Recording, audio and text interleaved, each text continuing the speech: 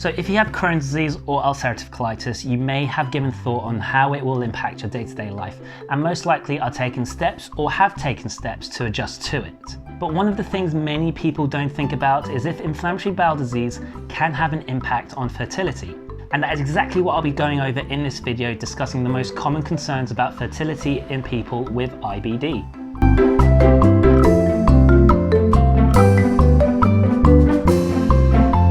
Welcome back to my channel, the only place for Crohn's and colitis tips, tricks and information. So make sure you subscribe to my channel and hit the bell to be notified every time I post a video.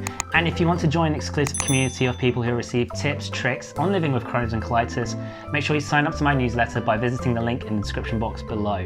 Right, so let's just get straight into things. How will IBD affect your fertility? So the good news is that if you have Crohn's disease or ulcerative colitis, then your chances of conceiving are unlikely to be affected. However, things get a bit tricky if you've had surgery or your disease is active when you get pregnant, and I cover all this in this video here, where you can find the link in the description box below.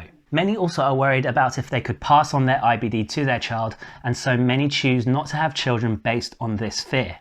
In all honesty, this is something I also worry about, because having Crohn's and remembering what it was like to go through all the symptoms, I wouldn't want my child to go through that. But then again, on a personal note, I would like to have kids, so you need to look at the likelihood of your child inheriting your IBD. I also talk about this in depth in another video, so make sure to watch this video to find out more about that.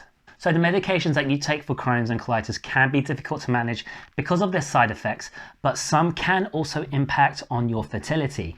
So some aminosalicylates, for example sulfasalazine, can actually reduce the sperm count in males when they are on this medication. And usually sperm count can return to normal in 2 to 3 months once the medication has been stopped.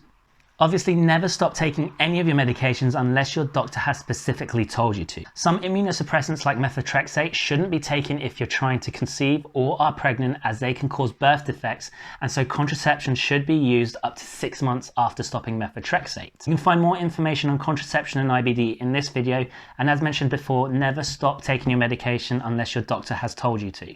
Now, with biologics, a few studies on infliximab have shown sperm motility can be affected, but it's not sure if this actually reduces fertility yet, because the sperm can still move, just not as much as they would if not on infliximab. Now, I know that was a very short video on some of the topics there, but I do cover a lot of them in more depth in other videos that I have mentioned throughout this video, and others which I'll put the link in the description box below, so make sure you check those out for a more rounded answer.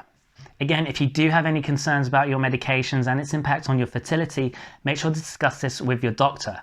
Now, make sure you check out these videos for more useful tips, tricks and information for Crohn's and colitis. Hit that subscribe button and the bell to be notified every time I post a video, as well as leaving a like and a comment if you enjoyed this and found it useful. And I can't wait to see you in the next episode.